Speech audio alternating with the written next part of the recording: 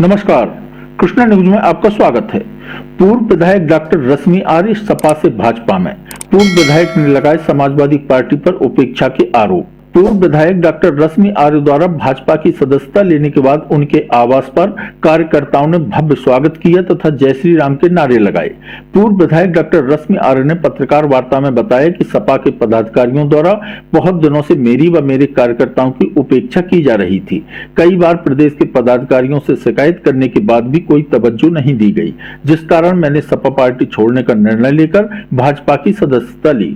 उन्होंने पार्टी प्रत्याशी बनाए जाने वाली बात का खंडन करते हुए कहा कि अभी हमने पार्टी की सदस्यता ली है, अब यह पार्टी के आला कमान पर निर्भर है कि वो किसे प्रत्याशी बनाती है, वो किस पर विश्वास करती है। पार्टी जिसे प्रत्याशी बनाती है हम उसके साथ हैं और इस बार भाजपा की महाजीत होगी। उन्होंने कहा कि मेरा आर्य परिवार हमेशा ही क्षेत्रों में जाकर गरीब दीन दुखियों के साथ रहा। क्षेत्र की जनता का मेरे परिवार पर अटूट विश्वास है। पूर्व विधायक ने कहा कि मोदी एवं योगी की नीतियां मुझे पसंद आई कि वो देश प्रदेश के गरीबों को रहने के लिए आवास, गैस और हर तरह की वो योजना चला रहे हैं जो देशवासियों को लाभ पहुंचा रही है। उन्होंने सपा प्रदेश महासचिव पर निशाना साधते हुए कहा कि अभी किसी भी दल ने प्रत्याशी घोषित नहीं किया है। अभी सभी संभावित प्रत्याशियों को तैयारियां करने को कहा गया, लेकिन प्रदेश महासचिव क्षेत्रों में जाकर अपने को प्रत्याशी ही बता रहे थे एवं मुझे क्षेत्र में जाने से रोका जा रहा था, जिस वजह से भाजपा की सदस्यता ली है और आगे जो पार्टी का निर्णय होगा वही मान्य होगा। तक समाजवादी पार्टी से आपका प्रचार चलता रहा, लेकिन अचानक ऐसा क्या हुआ कि आपको भारतीय जनता पार्टी ज्वाइन करनी पड़ी? देखिए, चूंकि देश के प्रधानमंत्री माननीय नरेंद्र मोदी जी की नीतियाँ इतनी शानदार हैं कि जिससे प्रभावित होकर हमने बीजेपी ज्वाइन किया है। चूँकि इनकी नीतियों का लाभ सीधे सीधे उन गरीब वर्ग को जा रहा है जो इसके लिए जो नीड है, मतलब जिनको ज़रूरत है। चूँकि बाकी जो पार्टियां रहती हैं, निश्चित उनकी नीतियां ठीक है, लेकिन वो नीतियों का लाभ सीधे उन लाभार्थी के पास नहीं पहुंच पा रहा था। जी, तो क्या ये भी माना जा सकता है कि समाजवादी पार्टी में आपके टिकट न मिलने की ज़्यादा चांसेस थे, या जिस तरीके से चर्चाओं में तो आप थी ही, लेकिन टिकट न मिलने के कारण भी यही है कि पार्टी बदलना? क्या कहा आपने? समाजवादी पार्टी में जिस तरीके से आप प्रबल दावेदार थी प्रत्याशी के रूप में, तो क्या वहाँ पे ये भी कयास लगाया जाए थी कि दूसरे प्रत्याशी की दावेदारी से आपका टिकट कटने के चांस थे, इसलिए पार्टी बदली?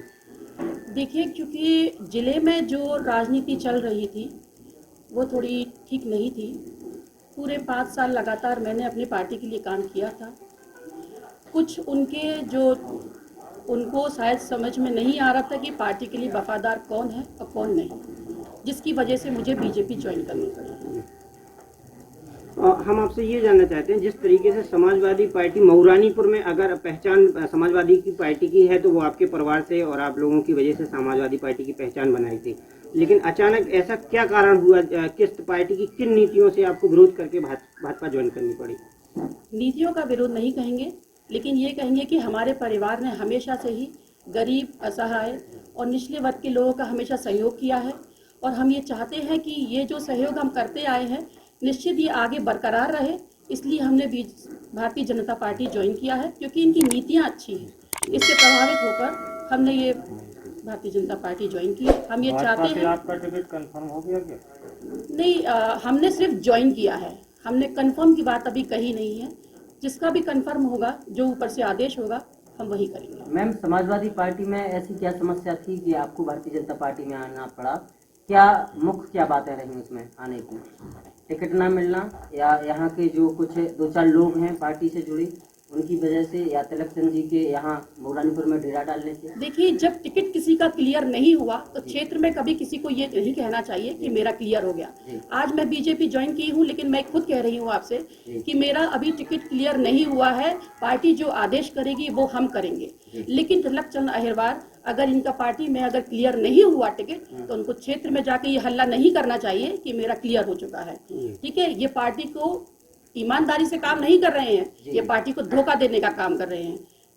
तो आगे क्या रणनीति है और किस तरीके से जनता के बीच क्या लगता है आपको? अगर भारतीय जनता पार्टी आपको टिकट का दावेदार बनाती है तो किस तरीके से आप जनता के बीच जाएंगे? जी हाँ, अगर पार्टी हमें दावेदार बनाती है तो निश्चित हम पूरी ताकत से, पूरे लगन से, हमारा परिवार जिस तरह से सहयोग करता आया है गरीब जनता को, और सहयोग किया है अपने क्षेत्र के लोगों को, सेम उसी तरीके से हम काम करेंगे। हमेशा मतलब बीजेपी के लिए बहुत पूरी ताकत लगा देंगे कि महाविजय हो हमारे आपके साथ साथ में आपके परिवार के और कितने लोगों ने भारतीय जनता पार्टी की सदस्यता ली है?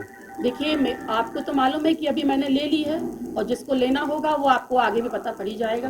बाकी हमारा पूरा परिवार हमारे साथ में है। हाँ जी। जैसा कि एक गुट चाहता था झांसी का समाजवादी पार्टी का कि आपको टिकट मिले, और एक गुट चाहता था कि टिकट ना हो, तो ये क्या सच है? Actual please repeat again. जैसे दो गुट थे, एक दीपक गुट है, एक और गुट कहना नहीं चाहेंगे, तो उनका मंजूर था कि आपको टिकट मिले, और दूसरा गुट नहीं चाहता था, तो इस वजह से भी टिकट कटा है क्या? ऐसा तो बात नहीं है। मैं इसका मतलब क्या था, अखिलेश जी से आप लोगों के जो संदेश थे वो गलत जा रहे थे पार्टी पे? क्या किन लोगों ने आपके लिए घात किया है इसमें? देखिए, जो हेड होता है किसी भी पार्टी के, वो उनको सही बात सुनना और समझना चाहिए। आती थी कि दीपक जी ने पुरजोर कोशिश की है कि आपको टिकट मिले, और बाकी एक गुट जो और है, जैसे जिलाध्यक्ष जी हैं और तमाम जो लोग इन्हीं चीजों से परेशान होकर मुझे भारतीय जनता पार्टी ज्वाइन करनी पड़ी। यदि भाजपा किसी को प्रत्याशी बनाती है तो आपका रुख क्या होगा? ये आप अभी क्वेश्चन मत करें, क्योंकि पहले क्लियर हो जाए दीजिए, आपका खुद क्लियर हो जाएगा। ठीक है। सापा गुटबाजी है क्या? समाजवादी पार्टी नहीं, अब तो बोल सकते हैं ना, खुल के बोल सकते हैं आप। देखिए, गुटबाजी तो इसका क्वेश्चन अभी आप मत करें, वो बेहतर होगा। नहीं, अब तो खुल के भाजपा में आ गई हैं, अब तो सपा के बारे में बोल सकते हैं गुटबाजी थी कि नहीं थी, बाद में हम सब बोलेंगे। उसी हिसाब से मिला है। 2006 में आप रामरती थी और ब्लॉक प्रमुख बनी, अब आप रश्मि आर हो गई है, एमएलए है, या क्या चक्कर है आपका? ये क्या कहा आपने, रामरती और रश्मि आर्या? मैं रामरती भी थी और रश्मि आर्या भी हूँ। ठीक है। किसी भी व्यक्ति के दो नाम किसी और को टिकट मिलता है तो क्या आप उनका समर्थन करेंगे या फिर निर्दलीय चुनाव समर्थन करेंगे। आपके परिवार में चेयरमैन भी है सपा से, तो क्या आपके साथ में किसी और आपके यहाँ से कहीं से किसी सदस्यता ली है क्या भाजपा में चेयरमैन? नहीं, अभी ऐसा कुछ नहीं है।